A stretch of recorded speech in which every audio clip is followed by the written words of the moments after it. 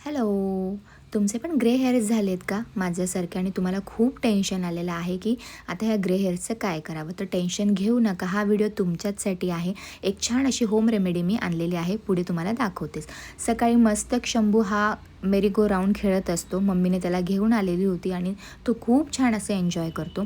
Delivery झाल्यानंतर मी सकाळची चहा बंद केलेली आहे आणि रोज एक ग्लास दूध पित असते. पपई खूप दिवसानंतर खाल्ली आणि मला पपई प्रचंड आवडते. सो ग्रे हेअरसाठी होम रेमेडी तयार करत आहे. त्याच्यासाठी आपल्याला लागणार आहे कोकोनट ऑइल.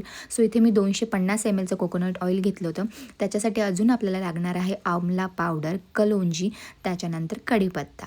सो तेल आपल्याला तापवून घ्यायचं आहे. खूप जास्त नाही, कमी आचेवरती ते तापवायचं आहे. त्याच्यानंतर 2 चमचे कलोंजी टाकलेले आहे, 2 चमचे मी आमला पावडर टाकलेली आहे आणि थोडीशी कढीपत्ता टाकलेली आहे. सो खूप जास्त आपल्याला हे गरम नाही करायचं आहे. अगदी कढीपत्ता थोडासा तळले जाईल किंवा थोडासा कढीपत्ता कडक झाला की आपल्याला गॅस ऑफ करायचा आहे. म्हणजे आपलं हे ऑइल रेडी झालेलं आहे. ऑइल छान असं थंड होऊ द्यायचं आहे आणि मस्त मस्लिन क्लॉथने ते आपल्याला गाळून घ्यायचं आहे आणि एका काचेच्या बरणीमध्ये ते भरून घ्यायचे. काचेची बरणी नसेल तर प्लास्टिकच्याही बरणीत तुम्ही भरू शकता. मम्मीकडे काचेची बरणी नव्हती म्हणून प्लास्टिकच्याच या बरणीत मी भरून घेतलेलं होतं.